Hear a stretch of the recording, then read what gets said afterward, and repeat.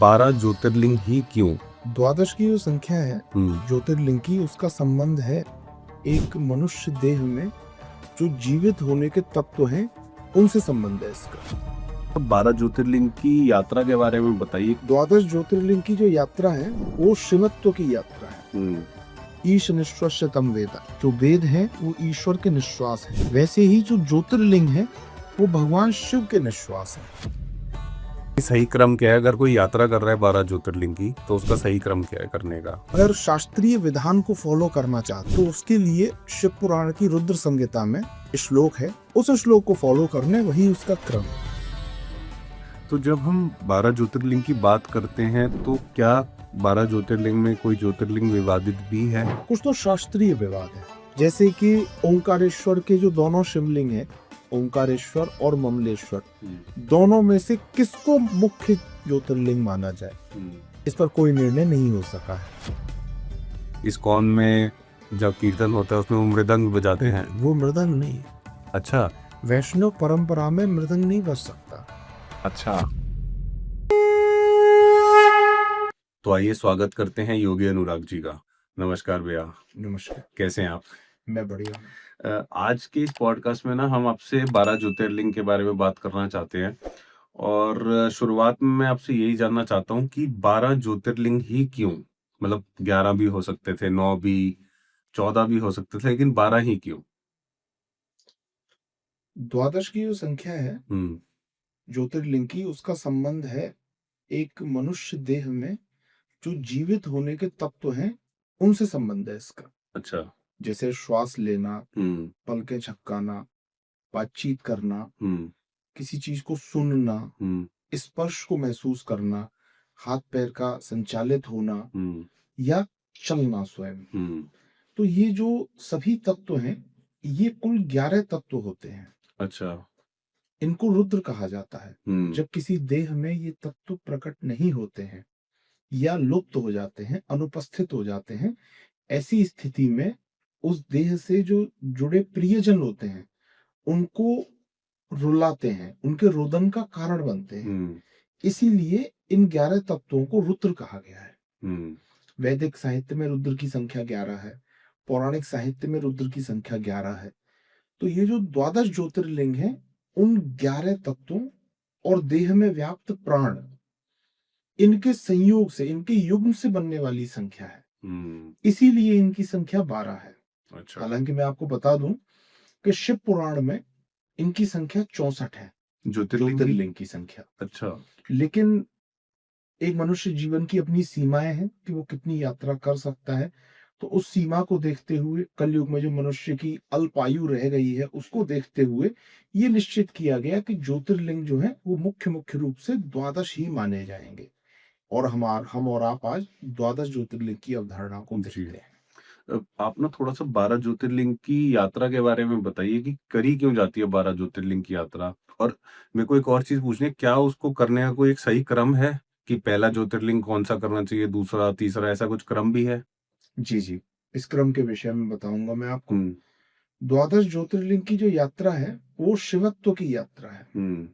ईश निश्वास्य तम वेदा, जो वेद है वो ईश्वर के निश्वास है। वैसे ही जो ज्योतिर्लिंग है वो भगवान शिव के निश्वास है। जब एक स्वस्थ मनुष्य की या स्वस्थ देह की श्वास को आप देखेंगे तो आप पाएंगे कि वो उसकी नासिका से उसके ही द्वादश अंगुल तक जाती है। अच्छा। तो ये द्वादश सीढ़ियां हैं जो भगवान शिव के श्वास की भांति उनके सम्मुख अवस्थित है। आप पहला ज्योतिर्लिंग दर्शन करते हैं तो आप एक सीढ़ी चढ़ते हैं, दूसरा ज्योतिर्लिंग दर्शन करते हैं तो दूसरी सीढ़ी चढ़ते हैं। धीरे धीरे आप द्वादश ज्योतिर्लिंग की यात्रा कर भगवान शिव के अत्यंत निकट पहुंच जाते हैं और भगवान शिव में ही लीन होकर शिवत्व को प्राप्त करते हैं। इसलिए ये यात्रा की जाती है। और जो क्रम की बात आपने मुझसे पूछी, सॉरी मैं आपको यहाँ पर टोक रहा हूँ। जैसे आपने बताया कि 12 ज्योतिर्लिंग हैं और हम 12 जब सांस लेते हैं तो 12 उंगल तक ही सांस जाता है, और उससे पहले आपने ये भी बताया कि 64 ज्योतिर्लिंग भी हैं, तो उसका भी कुछ साइंटिफिक ऐसा कुछ रीजन हाँ है? बिल्कुल लिंक है। जब मनुष्य परिश्रम करता है या दौड़ता है, भागता है, कोई अत्यंत श्रम करता है तो उसकी श्वास तीव्र होने लगती है। वो जितनी मात्रा में वायु को खींचता है उससे अधिक मात्रा में उस वायु को निकालता भी है, तो वो 12 अंगुल से दूर तक जाने लगती है। तो एक स्वस्थ शरीर की जो कैपेसिटी है वो केवल 64 अंगुल तक ही श्वास को पहुंचाने की है। यदि उससे 1 अंगुल भी अतिरिक्त श्वास जाएगी तो आप समझ लीजिए कि जो निर्गत वायु का अमाउंट है वो इतना हो चुका है कि प्राण वायु भी उसके साथ बाहर निकल गई है, और इसका अर्थ है कि मृत्यु हो गई है। तो मृत्यु के उपरांत जो श्वास छोड़ी जाती है मनुष्य के द्वारा वो 65 अंगुल तक कदाचित जाती होगी। तो मैक्सिमम 64 अंगुल तक ही जाती मैक्सिमम है। 64 ही है, तभी जीवन जो है सुरक्षित रहेगा। तो अभी आपने ये तो बताया कि 12 ज्योतिर्लिंग और 64 ज्योतिर्लिंग का जो आपने लिंक बता दिया साइंस से। अभी जो उसका सही क्रम वो आप मेरे को बताओ कि सही क्रम क्या है? अगर कोई यात्रा कर रहा है 12 ज्योतिर्लिंग की तो उसका सही क्रम क्या है करने का? वैसे तो सही क्रम यही है कि वो अपने कन्वीनियंस के हिसाब से जिस भौगोलिक स्थिति में है वहां के निकट ज्योतिर्लिंग जाए, उसके बाद अपना एक रोड मैप तैयार कर ले, जब जब जहां जहां जाना चाहता है वहां जाए। यही कलयुग में संभव है। वैसा तो है नहीं कि अपनी सारी जिम्मेदारियों को निभा के आप तीर्थ यात्रा पर गए और एक साथ सारी यात्रा करके आए। लेकिन फिर भी अगर शास्त्रीय विधान को फॉलो करना चाहते हैं, लगता है कि जो क्रम ईश्वर ने निश्चित किया है, वेद व्यास जी ने निश्चित किया है, हम उसको फॉलो करें, तो उसके लिए शिव पुराण की रुद्र संहिता में एक श्लोक है, एक नहीं बल्कि 3 श्लोक है वो, मगर उन्हें एक लघु स्तोत्र की भांति ही प्रयोग किया जाता है। उस श्लोक को फॉलो करने, वही उसका क्रम है। वो श्लोक मैं आपको बताता हूं। सौराष्ट्रे सोमनाथम च श्रीशैले मल्लिकार्जुनम उज्जैन्याम महाकालम ओंकारम ममलेश्वरम परल्याम वैद्यनाथम च डाकिन्याम भीमशंकरम सेतुबंधे तु रामेशम नागेशम दारुकावने वाराणस्याम तु विश्वेशम त्र्यंबकम गौतमी तटे हिमालये तु केदारम कृष्णेशम च शिवालये। ये 3 श्लोक हैं, कुल अनुष्टुप छंद में है ये। प्रत्येक भाग में एक एक ज्योतिर्लिंग का उल्लेख किया गया है। उसको क्रम से हम देख लेते हैं। सौराष्ट्रे सोमनाथम च, यानी कि सौराष्ट्र देश में सोमनाथ है, उनको प्रथम शिवलिंग माना गया है। यह प्रथम होने से तात्पर्य ये नहीं है कि ये सभी ज्योतिर्लिंग में सबसे पहले प्रकट हुए हैं, ना ही प्रथम होने का अर्थ ये है कि ये सभी ज्योतिर्लिंग में प्रधान है। प्रथम का अर्थ है कि क्रम में ये पहले है। दूसरे पर आता है श्रीशैले मल्लिकार्जुनम। आंध्र प्रदेश के नंदियाल जनपद में श्रीशैलम नाम का एक टाउन है, वहां ये मंदिर है मल्लिकार्जुन। तीसरे हैं उज्जैन्याम महाकालम। उज्जैन में महाकाल मंदिर है, बहुत जगत प्रसिद्ध मंदिर है, वो तीसरे नंबर के ज्योतिर्लिंग है। चौथे हैं ओंकारम ममलेश्वरम। ओंकारेश्वर में ममलेश्वर शिवलिंग है, ओंकारेश्वर शिवलिंग भी है, दोनों एक दूसरे के जुड़वा प्रतीक माने जाते हैं। ये जो पर्वत है ये पहले नर्मदा नदी के बीचों बीच होता था। अच्छा। ओंकार पर्वत जो है इसकी जो आकृति थी वो ओम की थी। यहाँ पर मानधाता ने तपस्या की थी। सूर्यवंशी सम्राट यवनाश्व के पुत्र थे मानधाता, उन्होंने यहाँ तपस्या की थी। यहाँ देवासुर संग्राम भी हुआ है, और उस देवासुर संग्राम में देवताओं की सहायता हेतु भगवान शिव ने जिस ज्योतिर्लिंग का स्वरूप धारण किया वो ओंकारेश्वर है। आजकल नर्मदा जो है इसके एक ओर होकर निकल गई है, पहले ये नर्मदा के बीच में होता था द्वीप। अच्छा। प्राचीन काल में, अब नहीं है ऐसा। तो ये ओंकारेश्वर है। उसके पश्चात आता है परल्याम वैद्यनाथम च, यानी कि भारत के पूर्वी हिस्से में वैद्यनाथ का शिवलिंग है, जो कि आपके आजकल झारखंड में आता है, देवघर बाबा धाम। उसके पश्चात है डाकिन्याम भीमशंकरम। ये पुणे के पास भीमशंकर ज्योतिर्लिंग है, भीमाशंकर भी नाम उनका कहा जाता है।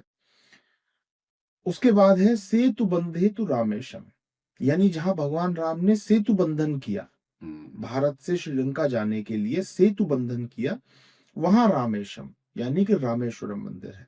नागेशम दारुका वने, जो द्वारिका के निकट वन है, वहां दारुक नाम के एक राक्षस का अत्यंत प्रकोप था। उसको दंड देने के लिए भगवान शिव ने जिस ज्योतिर्लिंग का स्वरूप धारण किया उसे नागेश्वर कहा जाता है। बताते हैं कि मनुष्यों और नागों के बीच में जो युद्ध हुआ था वो भी वहीं हुआ था।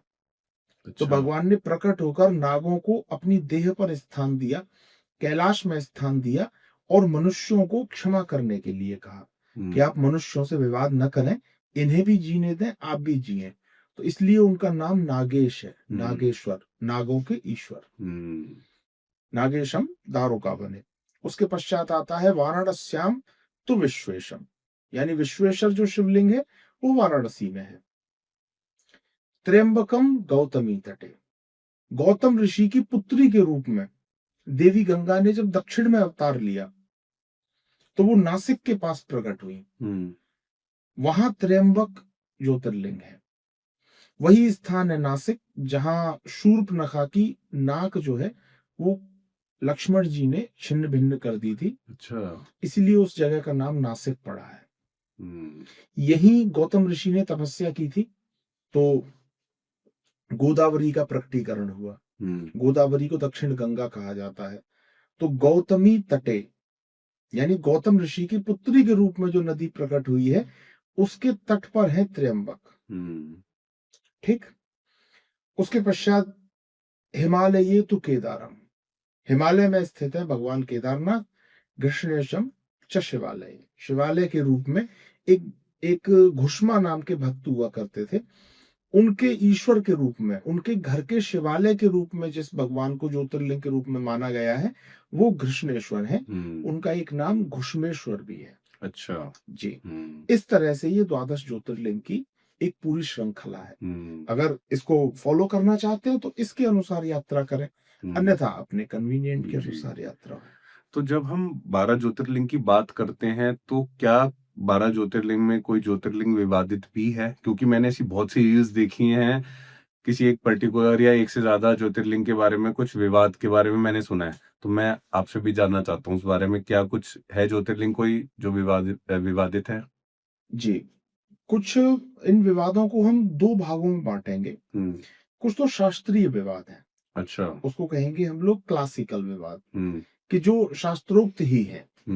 जैसे कि ओंकारेश्वर के जो दोनों शिवलिंग हैं, ओंकारेश्वर और ममलेश्वर, दोनों में से किसको मुख्य ज्योतिर्लिंग माना जाए, इस पर कोई निर्णय नहीं हो सका है। इसीलिए जब भी जाते हैं तो दोनों के दर्शन करने अनिवार्य होते हैं। दूसरा जो विवाद है जो क्लासिकल विवादों की श्रेणी में ही आता है वो ये है कि केदारनाथ ज्योतिर्लिंग है या पशुपतिनाथ ज्योतिर्लिंग है। अच्छा जी, जो नेपाल में पशुपतिनाथ है। क्योंकि दोनों के बीच में वही संबंध है जो ओंकारेश्वर और ममलेश्वर के बीच में है। अच्छा जी, तो ये एक बड़ा क्लासिकल विवाद है कि केदारनाथ जी को ज्योतिर्लिंग माना जाए या पशुपतिनाथ को। ममलेश्वर ओंकारेश्वर तो बहुत पास है, लेकिन केदारनाथ और पशुपतिनाथ बहुत दूर है एक दूसरे से। तो ये विवाद सुलझ नहीं सके हैं। कुछ विवाद ऐसे हैं जो न होते हुए भी मनुष्य उन्हें बना लेता है। तो अब हम उन विवादों पर जाएंगे। उसमें जो आरंभिक विवाद है वो है नागेशम दारुका वने। दारुक वन यानी द्वारिका के निकट जो वन है वहां नागेश्वर मंदिर है। उसके विषय में कहा गया है कि नहीं, ये महाराष्ट्र के हिंगोली में एक दूसरा नागेश्वर मंदिर है, वो ज्योतिर्लिंग है। ये द्वारिका के मंदिर के बारे में बात नहीं की जा रही है। अच्छा, तो ऐसी व्याख्याएं कुछ दी गई हैं। ये लोगों ने बना ली, लोगों ने इसे निकाला। दूसरा, अल्मोड़ा में जो जागेश्वर मंदिर है उसका जो शिवलिंग है उसका नाम भी नागेश्वर शिवलिंग है। ये वहां के जो पुजारी इत्यादि हैं वो लोग ये बता रहे हैं कि ये द्वारिका के निकट वाले नागेश्वर मंदिर का नहीं बल्कि अल्मोड़ा में दारुक नामक राक्षस का प्रकोप था। उसको नष्ट करने के लिए भगवान ने नागेश्वर शिवलिंग के रूप में जो प्रकटीकरण हुआ है उनका, वो ये हमारा जागेश्वर मंदिर है। तो इसमें क्या सत्य, कौन सा सही है? नागेश्वर मुझे तो लगता है कि ज्यादातर पुराण इसी बात को सपोर्ट करती हैं और द्वारिका नाम की प्रसिद्ध नगरी भी जहां बनी वो भी दारुक वन के कारण ही बनी है। जो दारुक वन में अवस्थित है वही द्वारिका है, जो गुजरात में है। तो नागेश्वर मंदिर वही है। एक और बड़ा प्रसिद्ध विवाद है परल्याम वैद्यनाथम च, यानी कि महाराष्ट्र के परली में जो बैजनाथ मंदिर है उसको इस वैद्यनाथ से जोड़ा जाता है। अच्छा। और ये कहा जाता है कि झारखंड के बाबा धाम देवघर का मंदिर नहीं बल्कि जो परली का बैजनाथ मंदिर है वो ज्योतिर्लिंग है। लेकिन फिर भी मान्यता बाबा धाम की ही है और देवघर को ही ज्योतिर्लिंग के रूप में माना जाता है। हालांकि बैजनाथ मंदिर भी अत्यंत प्रसिद्ध है, किंतु ज्योतिर्लिंग की तरह नहीं है। पाणिनि की अष्टाध्यायी में एक सूत्र है, रलियोर भेदम। र को ल हो जाता है और ल को र हो जाता है जब भाषा का प्रयोग हम करते हैं। तो आपने कई बार रामचरितमानस में लखन को लशन कहते हुए सुना होगा, तुलसीदास जी को। कई बार हम कहते हैं कि बहुत मीन मेघ निकालते हैं। तो मीन और मेघ वो एक्चुअली मीन और मेष राशि के बीच का चक्र है। तो श को ख कहा गया है। इस तरह से एक शब्द को दूसरे शब्द में परिवर्तित किया जाता है। नागेश्वर की जगह जागेश्वर, अच्छा। ठीक। वैद्यनाथ की जगह बैजनाथ। तो ये एक एक अक्षर को बदल के इस तरह के जो शब्द दूसरे निर्मित किए जाते हैं, इस तरह की परंपरा हमारी संस्कृत व्याकरण भी इसको अनुमोदित करती है, अनुशंसित करती है कि हाँ, ये संभव है। बोलियों में एक शब्द को कुछ अक्षर बदलकर दूसरे शब्द में ढाला जा सकता है। तो ये सब विवाद होते रहेंगे, लेकिन ज्योतिर्लिंग की जो महिमा है वो निश्चित रूप से अक्षुण्ण बनी रहेगी इन सब विवादों के बावजूद। जी।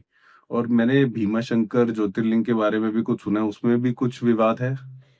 जी, भीमाशंकर जो ज्योतिर्लिंग है उसमें सबसे पहला विवाद तो यही है कि डाकिन्याम भीमशंकरम। इसका अर्थ है कि स्थान कोई डाकिनी या डाकिन्य स्थान होना चाहिए, वहां भीमशंकर है। तो ये स्थान पुणे के निकट है या गुवाहाटी में है, इसके कोई आर्कियोलॉजिकल सर्वे या एविडेंसेस कुछ मिले तब तो हम निश्चित कर पाएंगे कि गुवाहाटी वाला मंदिर जो भीमशंकर मंदिर है, वो जो दावा कर रहे हैं कि ये ज्योतिर्लिंग है भीमशंकर, तो इसका गौर करना होगा। दूसरी बात, भीमशंकर मंदिर से जुड़ी हुई एक और रोचक बात है कि भीमाशंकर मंदिर का जो शिवलिंग है वो भीमा नदी के किनारे पर स्थित है। अच्छा। और भीमा नदी क्यों बनी थी? भीमा नदी इसलिए बनी थी कि भगवान शिव को बहुत पसीना आया और भगवान शिव के पसीने से जो नदी प्रवाहित हुई है वो भीमा नदी है। अच्छा।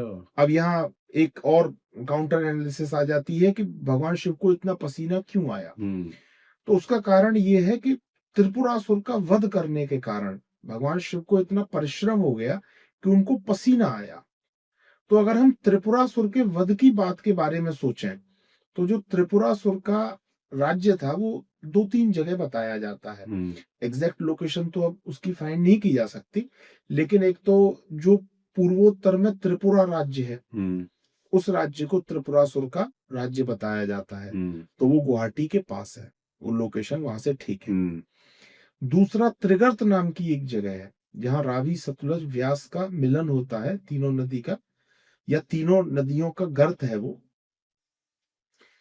उस जगह को बताया जाता है त्रिपुरासुर का राज्य। ये हिमाचल और पंजाब की सीमाओं पर स्थित है, त्रिगर्त कहते हैं जी।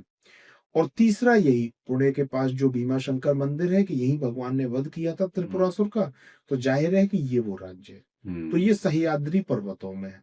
यहाँ गौर करने वाली बात यह कि तीनों जगह वही है जो पर्वतीय क्षेत्र है। ठीक, तो ये तो निश्चित है कि त्रिपुरासुर का राज्य पर्वतीय क्षेत्र में ही था। तो जब भगवान शिव ने उसका वध किया तो वध करने के उपरांत भी उनका क्रोध शांत नहीं हुआ। तो उन्होंने उसकी देह को क्षत विक्षत किया, उसका जो रक्त, मांस, मज्जा इत्यादि थे उसको मृदा में मिलाकर भगवान शिव ने एक वाद्य यंत्र का निर्माण किया। मृदा यानी कि मिट्टी। अच्छा, ठीक। और जब उस पर वाद्य यंत्र पर कुछ लपेटने की बात आई तो भगवान शिव ने त्रिपुरासुर की खाल को ही उस पर लपेट दिया।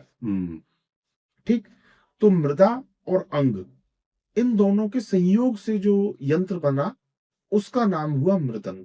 मृदंग, अच्छा। और उसके पश्चात भगवान शिव ने उस मृदंग को बजाया। भगवान शिव तो आदि योगी हैं, संगीत के आदि आचार्य माने जाते हैं। तो उस मृदंग को जब उन्होंने बजाया तब उनको जो क्रोध आया था त्रिपुरासुर के ऊपर वो शांत हुआ उनका, और इतना श्रम हुआ इस कार्य में कि भीमा नदी प्रवाहित हो गई। इसलिए उस शिवलिंग का नाम भीमाशंकर है। जब आप शैव आराधनाओं में जाएंगे तो आप देखेंगे कि शैव आराधना में जो संगीत की ध्वनि उत्पन्न की जा रही है वो मृदंग से की जा रही है। बट जैसे अब आपने ऐसे बोला कि मृदंग से शैव परंपरा में बट मैंने वैष्णव परंपरा में भी मृदंग बजते हुए देखा है कि जैसे अगर हम अभी वृंदावन में बैठे हैं, इस्कॉन में जब कीर्तन होता है उसमें वो मृदंग बजाते नहीं, हैं। नहीं, वो मृदंग नहीं है। अच्छा, वैष्णव परंपरा में मृदंग नहीं बज सकता अच्छा। ना, लेकिन ध्वनि करना आवश्यक है। हुँ, संगीत में, संकीर्तन में एक ताल तो चाहिए ना, हुँ, तो कोई यंत्र तो होना चाहिए। हुँ, तो बिल्कुल मृदंग से ही मिलता-जुलता, किंतु अलग बनावट का, हल्का-सा अलग डायमेंशंस का, अलग मटेरियल का प्रयोग करके उन्होंने एक दूसरे यंत्र को निर्मित किया है। उसका नाम है पखावज। अच्छा। तो हम यहाँ ये कह सकते हैं कि केवल मनुष्य ही मतों में दीक्षित नहीं होते, हुँ, बल्कि निर्जीव वस्तुएं भी मतों में दीक्षित होती हैं। हुँ, मृदंग शैव है, लेकिन पखावज वैष्णव है। हुँ। तो जो इस्कॉन में बज रहा है वो मृदंग नहीं है। नहीं, वो मृदंग नहीं है। अगर उसे कोई मृदंगम कह रहा है, तो इसका सीधा अर्थ यही है कि वो संगीत के विषय में नहीं जानता है, या वैष्णव परंपरा के विषय में नहीं जानता है, कि वैष्णव परंपरा जो इतनी शुद्धतावादी है, जो मसूर की दाल को इसलिए नहीं खाते क्योंकि उसका नाम एक देह के अंग मसूड़े से मिलता-जुलता है। जो टमाटर को इसलिए नहीं खाते क्योंकि वो लाल रंग का है, रक्त जैसा लगता है। जो प्याज और लहसुन को गंध दोष के कारण नहीं खाते, तो गंध दोष, रंग दोष और नाम दोष, तीनों प्रकार के दोषों को लेकर जो परंपरा चलती है, वो परंपरा मृदंग से तो अपना संकीर्तन कम से कम नहीं करेगी। हुँ, तो उन्होंने अपना एक अलग यंत्र निर्मित किया हुआ है, उसका नाम पखावज है, जो मृदंग जैसा दिखता है। जो मृदंग जैसा ही दिखता है, हुँ, लेकिन वो है नहीं मृदंग। हुँ। जी। अच्छा, 12 ज्योतिर्लिंग में से ना मैं अभी तक 6 ज्योतिर्लिंग के दर्शन कर चुका हूँ और मैं जब सोमनाथ ज्योतिर्लिंग गया तो वहाँ पर एक अलग ही आकर्षण था। मतलब सब जगह है ही वो चीज़, बट वहाँ पर वो जो शांति, तो मैं सोमनाथ ज्योतिर्लिंग के बारे में ना और ज़्यादा जानना चाहता हूँ आपसे, कि मैंने ऐसा सुना है कि सोमनाथ ज्योतिर्लिंग 17 बार टूटा और क्या वो जब 17 बार टूटा तो उसको शिव भगवान ने खुद प्रोटेक्ट किया? या उस बारे में आप थोड़ा-सा बताओ? भगवान शिव तो पूरी सृष्टि को ही प्रोटेक्ट करते हैं। सही अगर बात है। किसी एक स्थान के विषय में हम कह देंगे कि उसे भगवान शिव प्रोटेक्ट करते हैं, तो ये कदाचित भगवान की क्षमताओं को सीमित करना हो जाएगा। हुँ, तो भगवान शिव तो पूरी सृष्टि, पूरी पृथ्वी की रक्षा करते हैं। लेकिन जो 17 बार टूटने की कथा है, वो कदाचित अतिरंजित है, अच्छा। अलंकारिक है। जैसे हम लोग कई बार कहते हैं ना कि आपको 17 बार बता दिए हैं, फिर भी समझ नहीं आता आपको। हुँ, एक मुहावरा है 17 का, अच्छा। कि यार मैं इस काम को 17 बार कर चुका हूँ, लेकिन ये अब नहीं हो रहा है। हुँ, पृथ्वीराज चौहान ने मोहम्मद गौरी को 17 बार हराया था। हुँ, तो आप जब देखेंगे तो गौर करेंगे कि 17 की जो संख्या है, वो कहीं न कहीं एक एक लिमिट को बताने वाली है, कि ये सीमा हो गई, कि बट बहुत बहुत बार हो चुका है एक ये। पर्टिकुलर नंबर नहीं है वो। एक पर्टिकुलर नंबर नहीं है ये। प्राचीन काल में 88 की संख्या जो है वो चला करती थी। हुँ, जैसे कि भगवान कृष्ण के यहाँ प्रतिदिन 88,000 ब्राह्मण भोजन करते थे द्वारका हुँ, में। तो अब उनको गिनने के लिए कौन है बैठा है? हुँ, लेकिन वो 88,000 है। कोई पर्वत है तो वो 88,000 योजन है। कोई मंडल है वो 84 योजन में फैला हुआ है, 88 योजन में फैला हुआ है। तो एक एक इन्फिनिटी की संख्या जो है वो दी जाती थी। हुँ, और भी कई सारे इसके 17 के कारण हैं, मगर वो बहुत विषयांतर हो जाएगा। हुँ, हम लोग सोमनाथ पर आते हैं। जी। सोमनाथ मंदिर की जो स्थापना है, वो भगवान चंद्रदेव के द्वारा की गई थी। हुँ, चंद्रदेव जो है वो आकाश में तो स्थित हैं ही, एक जागृत और ज्ञात और प्रकट देवता हैं। उनका विवाह महाराज दक्ष की 27 पुत्रियों से हुआ था, जो 27 नक्षत्रों के प्रतिरूप हैं। उसमें देवी रोहिणी के साथ उनका एक खास लगाव था। वो इतना खास लगाव है कि कालांतर में जब कालिदास अभिज्ञान शाकुंतलम लिखते हैं, और उसके बिल्कुल अंतिम श्लोकों में जब राजा दुष्यंत और शकुंतला एक दूसरे को आलिंगन करते हैं, तो कालिदास उसमें उपमा देते हैं शशेनः रोहिणी योगम। हुँ, यानी दोनों ऐसे मिले जैसे चंद्रमा रोहिणी नक्षत्र में प्रवेश कर रहा हो। हुँ, शशि और रोहिणी योगम। आप ज्योतिष में भी देखेंगे तो चंद्रमा उच्च अवस्था में माने जाते हैं वृष राशि में, और उनकी जो परम उच्च अवस्था है, वो है रोहिणी नक्षत्र में, जो वृष राशि में आता है। तो चंद्रदेव अपने पूर्णता को प्राप्त करते हैं रोहिणी के साथ। तो उनका बड़ा लगाव था। तो उनकी जो शेष 26 पत्नियां थी, उन्होंने अपने पिता से कहा कि ये हमसे उतना लगाव नहीं रखते जितना रोहिणी से रखते हैं। तो प्रजापति दक्ष ने उनको शाप दे दिया चंद्रदेव को कि तुम्हारी इस एक्टिविटी की वजह से तुम्हारा क्षय हो जाएगा, मतलब कमजोर होते जाओगे। अब वे भगवान शिव की शरण में गए। भगवान शिव जो है वो एक तरह से आप कह सकते हैं कि प्रजापति दक्ष के काउंटर पार्ट माने गए।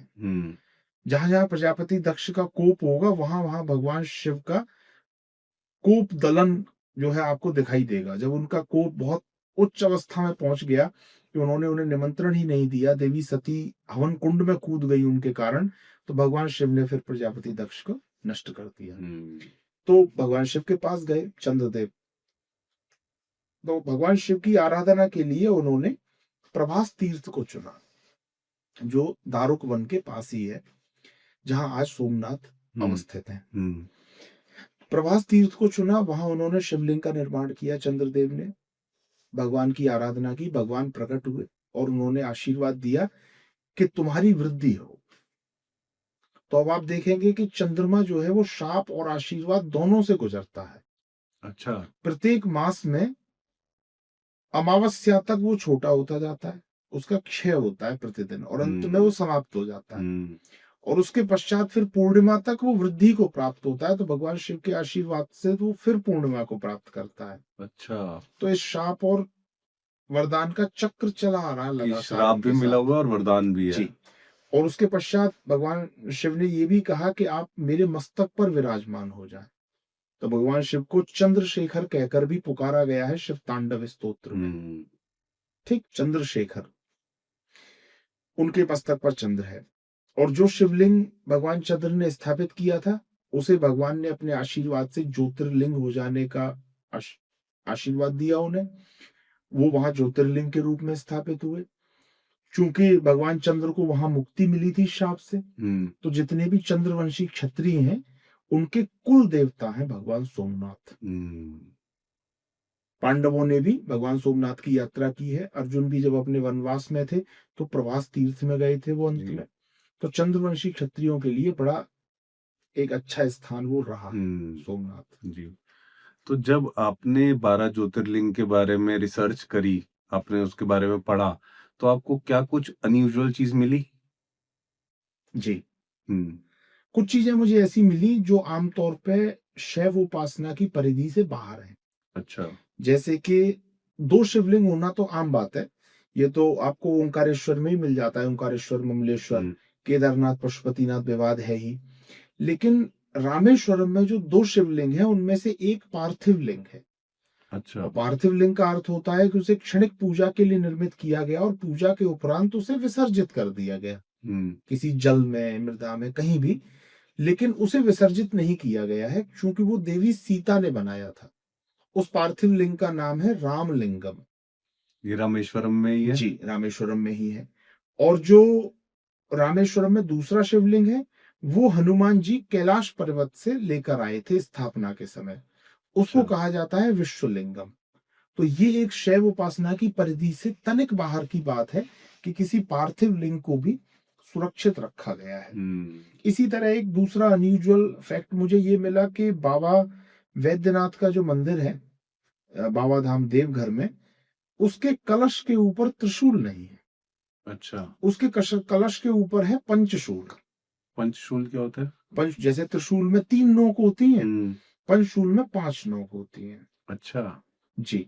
जबकि शैव उपासना में त्रिशूल को शैवों का प्रतीक माना गया है। मस्तक पर भी त्रिशूल का चिन्ह लगाते हैं कई लोग।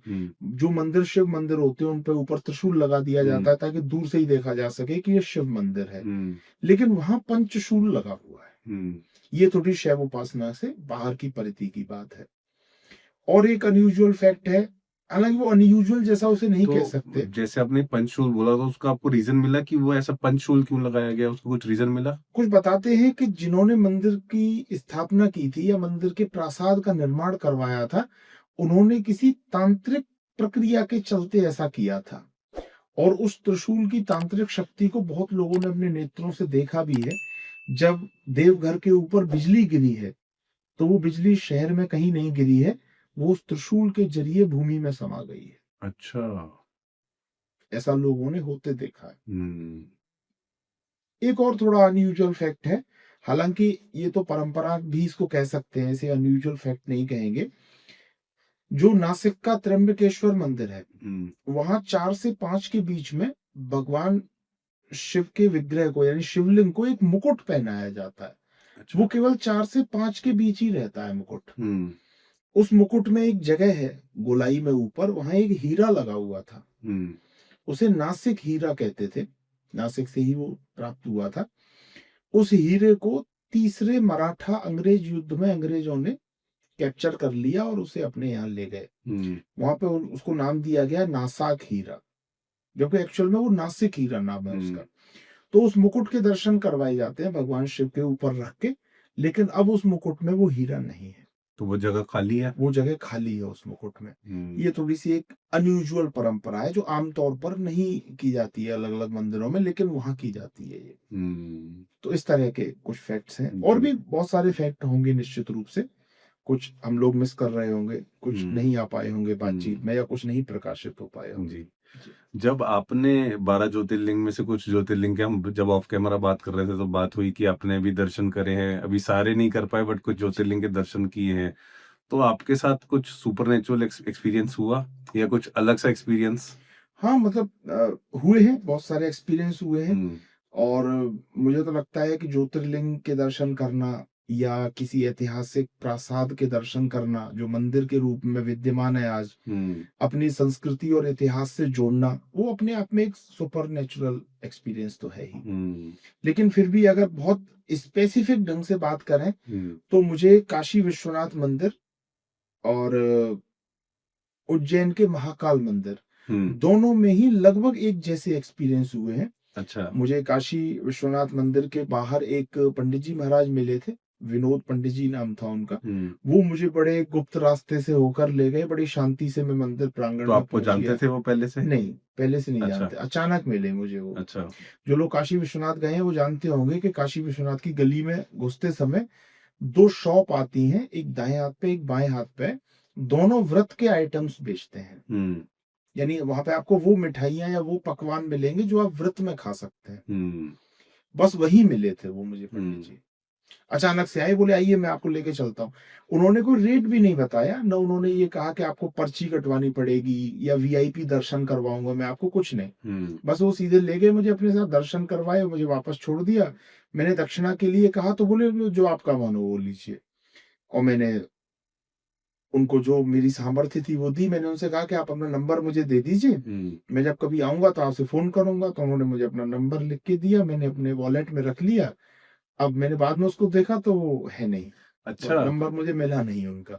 मैंने कई बार देखा है, मैं वॉलेट वही यूज करता हूँ। तो उसके बाद आपका दोबारा जाना हुआ उधर? हाँ, उसके बाद मैं गया मिले दोबारा, आपको? लेकिन नहीं, वो दोबारा नहीं मिले मुझे।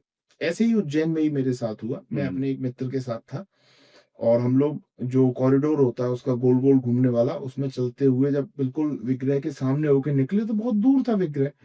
तो दर्शन तो हुए, आनंद तो आया, लेकिन एक जो निकटता की अनुभूति होती है वो नहीं हुई।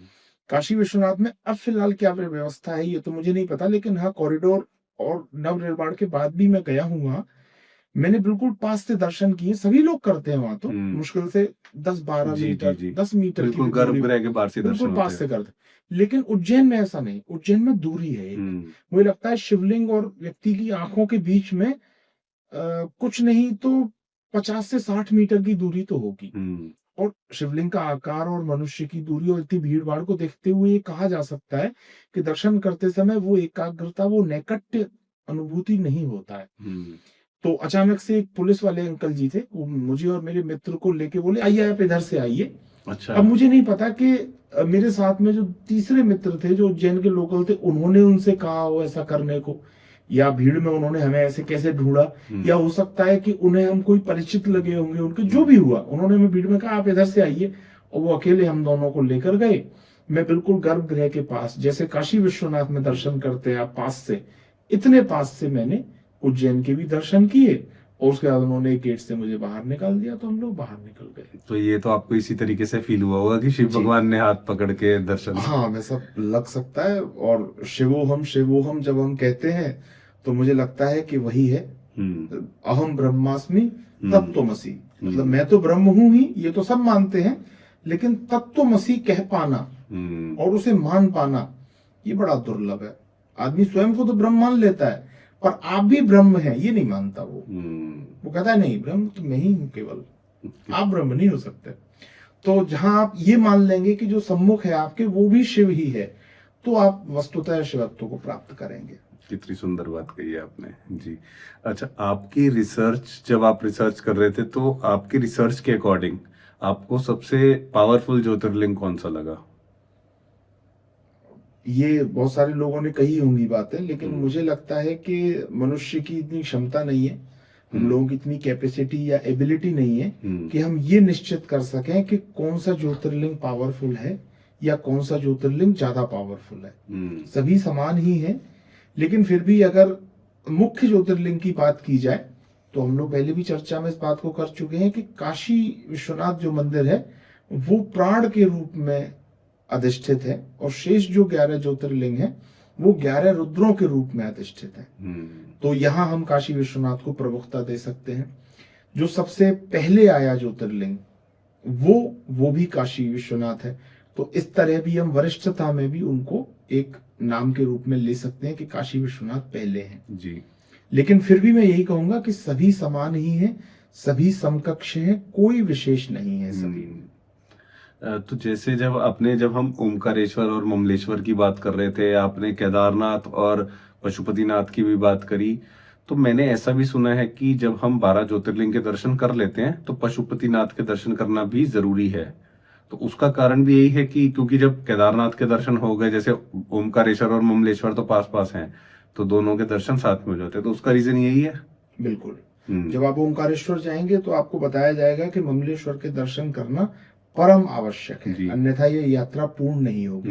क्योंकि पास ही है तो बता देते हैं, लेकिन केदारनाथ और पशुपतिनाथ एक दूसरे से दूर हैं। तो इसलिए ये कहा जाता है कि जब आप सभी 12 ज्योतिर्लिंग कर लें, सभी 12 ज्योतिर्लिंग, तो आपको पशुपतिनाथ के दर्शन करना आवश्यक है। क्योंकि पशुपतिनाथ और केदारनाथ में वही संबंध है जो ओंकारेश्वर और ममलेश्वर में है। दोनों एक ही चेतना के दो स्वरूप हैं जी। तो वो अपूर्ण आपकी यात्रा रह जाती है, तो वो जरूरी है यात्रा करना। ये तो बात हुई 12 ज्योतिर्लिंग की। और जब हम 12 ज्योतिर्लिंग की बात करते हैं ना, तो शिव उपासना के बारे में बात करना भी जरूरी है।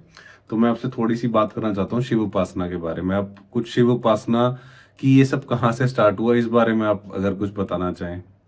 जी देखिए, हिंदू धर्म का कोई भी मत है, कोई भी संप्रदाय है, आपको सभी का जो मूल है वो ऋग्वेद में प्राप्त होगा। ऋग्वेद में शिव को रुद्र कहकर संबोधित किया गया है। रुद्र जो है वो मरुत गणों के पिता हैं, ये भी बताया गया है। रुद्र जो है वो मनुष्य को रुलाने वाले हैं, ये भी बताया गया है। मैंने बताया भी आपको अभी पिछली बातों में हमारी आया है कि वो मनुष्य को किस तरह रुलाते हैं अपनी अनुपस्थिति में, जीवन के चिन्हों को लुप्त करके। अब हम जब वैदिक काल की ओर जाते हैं तो हमें पता चलता है कि एक वैदिक यज्ञ का वातावरण था। वैदिक यज्ञ आयोजित होते थे। उस यज्ञ में सभी देवताओं को हविष्य प्रदान किया जाता था, उनका भाग माना जाता था वो। तो उस समय रुद्र को वहां निमंत्रित करके भाग देने की परंपरा नहीं थी। रुद्र को लोग नहीं निमंत्रित करते थे, न भाग देते थे। तो रुद्र क्या करते थे कि इस बात से क्रोधित यज्ञ का ध्वंस भी कर देते थे। अच्छा जी। तो कालांतर में लोगों के बीच में ये सेटलमेंट बना कि रुद्र को भी भाग दिया जाए ताकि वे यज्ञ ध्वंस न करें। पौराणिक कथाओं में जो प्रजापति दक्ष के यज्ञ को ध्वंस करने की बात आई है, वो यही कारण है कि रुद्र को आमंत्रित नहीं किया, यानी शिव को आमंत्रित नहीं किया, शिव को यज्ञ में भाग नहीं दिया, किंतु शिव की जो पत्नी है वो वहां गई हैं और उनके सम्मुख पति का अपमान किया गया। तो वो हवन कुंड में कूदकर अपने प्राण त्याग दी और उसके पश्चात फिर रुद्र ने यज्ञ को भंग किया है। तो ये जो कंसेप्ट है, इसके बाद फिर ये सहमति बनी कि रुद्र को भाग देना आवश्यक है यज्ञ में। लेकिन फिर भी रुद्र से भयभीत हैं लोग, रुद्र को एक उस देवता की तरह स्वीकार नहीं कर पा रहे हैं जैसे वो प्रजापति को स्वीकार करते हैं, जैसे वो भगवान सूर्य को स्वीकार करते हैं। वो उनके अच्छे गुणों को देख चुके हैं, लेकिन रुद्र के अच्छे गुणों को अभी वो नहीं जानते। तो उनसे ये सेटल करते हैं कि हम आपको भाग दूर से ही दे देंगे, आप यज्ञ में ना आए। तो जहां भी यज्ञ हो रहा होता था उसके उत्तर पूर्व कॉर्नर में, उत्तर पूर्व दिशा में ईशान कोण पर कोई पर्वत है, उस पर्वत पर रुद्र जो है दिखाई देते थे, अश्व पर सवार, ऊपर से अर्धनग्न, हाथ में धनुष बाण लिए। अच्छा, हाथ में धनुष? जी, हाथ में धनुष बाण लिए। जब वो दिखाई देते थे तब उनका भाग उनको पहुंचा दिया जाता था। कालांतर में जो लोग यज्ञ में सम्मिलित होने नहीं आते थे या नहीं आ सके थे, या यज्ञ का विवरण लिखने वाले लोग थे, उस समय कैमरा तो नहीं रहा होगा, कैमरे की जरूरत ही नहीं थी, टेक्नोलॉजी बहुत ऊपर की बताते हैं वहां कैमरे की जरूरत ही नहीं थी। तो जब उस विवरण को कोट करने की बात होगी कि उस यज्ञ का विवरण लिखें, तो वहां लिखते लिखते रुद्र का विवरण क्या आया होगा कि उत्तर पूर्व दिशा में एक कॉर्नर है, वहां रुद्र प्रकट हुए हैं। ठीक, तो भगवान शिव का एक नाम ईशान भी है, उन्हें ईशान कहकर उसी दिशा को भगवान शिव की दिशा कहा गया है, ईशान कोण। ईशान कोण में वो प्रकट हुए। उसके पश्चात बताया गया कि वो पर्वत पर प्रकट हुए हैं। तो आप पर्वत का स्वरूप देखिए और पौराणिक विवरणों में शिव की मूर्ति देखिए। अच्छा, आपको बिल्कुल समानता प्रतीत होगी। पर्वत के कॉर्नर में चंद्रमा दिखाई दे रहा है, पर्वत से ही एक नदी निकल रही है, पर्वत की जो झाड़ियां हैं, जो पेड़ पौधे हैं, देवदार के वृक्ष हैं, वो पर्वत की जटाओं जैसे महसूस हो रहे हैं। पर्वत के ऊपर ढेर सारे सर्पों का निवास है। तो ये आपको बिल्कुल भगवान शिव के प्रतीक जैसा दिखाई देगा। भगवान शिव भी वैसे ही, उनकी जटाएं हैं, उनके ग्रीवा में सर्प है, उनके यज्ञोपवीत की भांति सर्प है, उनके मस्तक से एक नदी निकल रही है जैसे पर्वत के मस्तक से निकल रही है, उनके मस्तक पर एक चंद्रमा विराजमान है जैसे पर्वत के मस्तक पर विराजमान है। तो ये सारे जो ट्रेसेस हैं वो आपको ऋग्वेद से ही मिलना आरंभ हो जाते हैं। तो धीरे धीरे शनै शनै जो रुद्र की अवस्थिति है वो कालांतर में पौराणिक शिव के रूप में हमारे सामने प्रकट हुई है। और यही जो है शैव उपासना का इतिहास भी है। बहुत ही सुंदर ये पॉडकास्ट, मतलब इतना कुछ जानने को मिला 12 ज्योतिर्लिंग के बारे में, शिव भगवान के बारे में। और अभी ऐसा मन कर रहा है कि बस सुनते ही रहें, और आई थिंक सबका मन कर रहा होगा, ऑडियंस का भी, कि ये पॉडकास्ट खत्म ना हो। तो मे बी आने वाले समय में आपके पास जब समय होगा तो हम इस पे और चर्चा करेंगे। बहुत बहुत धन्यवाद एक और बार योगी अनुराग जी आपका। जी, हर हर महादेव। हर हर महादेव।